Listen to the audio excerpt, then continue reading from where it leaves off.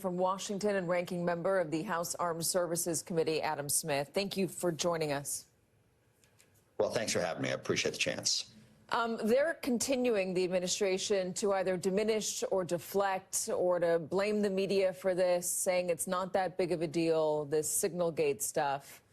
We just were speaking to Courtney Kuby talking about how there are members of the armed services who are worried that the administration's not taking their security seriously.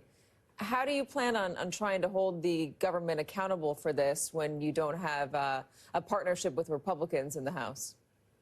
Yeah, we're continuing to push for this. I think the deflection is even more troubling than the mistake in the first place. And the mistake was pretty severe.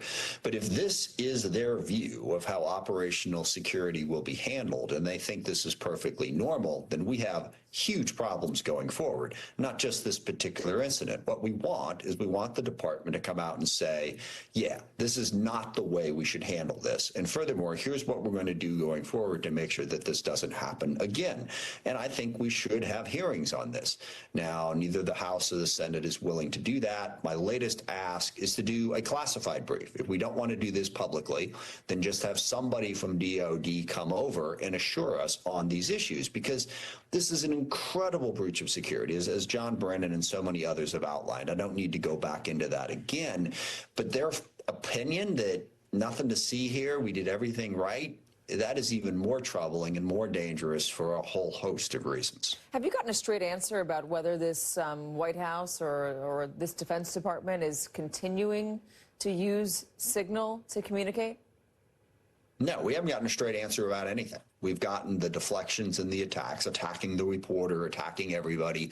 We have gotten no straight answer about how they are going to do operational security going forward. One of the things that I think would be really helpful for them to say is that they're going to include the Joint Chiefs in these types of conversations going forward, because those are the people that have the most experience in command and in running operations like this. And you will note that in all of the people that were included in this group chat, there was no uniform there. Now, I know that we fired the chairman of the Joint Chiefs of Staff, but we haven't replaced him yet. But there's a vice chair of the Joint Chiefs of Staff. There are other Joint Chiefs of Staff. There are operational commanders who could be included. They would know that you shouldn't be having this conversation on a group chat. And also, I saw Pete Hegseth say, well, it's my job to give the play-by-play on these type of things. No, it isn't. You're not supposed to be discussing this. It's his job in that situation to be in contact with the commanders on the ground. So if they need something, if there's an order they need that would rise to his level, that he's prepared to do it. It's not part of your job to give a play-by-play on an ongoing operation to a group of people completely uninvolved with it. So I think they owe the American people a better explanation for how they're going to change to be more secure going forward. Let me ask you a policy question. In that chat, it was revealed that J.D. Vance didn't believe in striking the Houthis. He didn't worry about the Red Sea shipping channel. From an American perspective, he thought it was a European problem. Obviously, that was overruled. They went ahead and did that regardless. Do you see the Red Sea shipping lanes, as a European issue? Yeah, the vice president is just completely wrong. It is absolutely an American problem. I mean, you can get into a debate about how it's a bigger problem for Europe. But look, American shipping is completely shut down through the Red Sea right now because of what the Houthis are doing.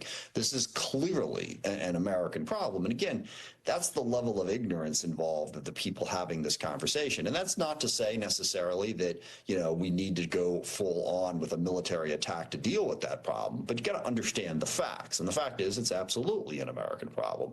The second point that's really important about this is they've also deflected here saying, well, the operation was a success, so it doesn't matter.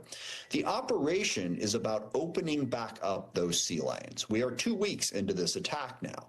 Those sea lanes have not been opened back up. So what do you mean it was a success?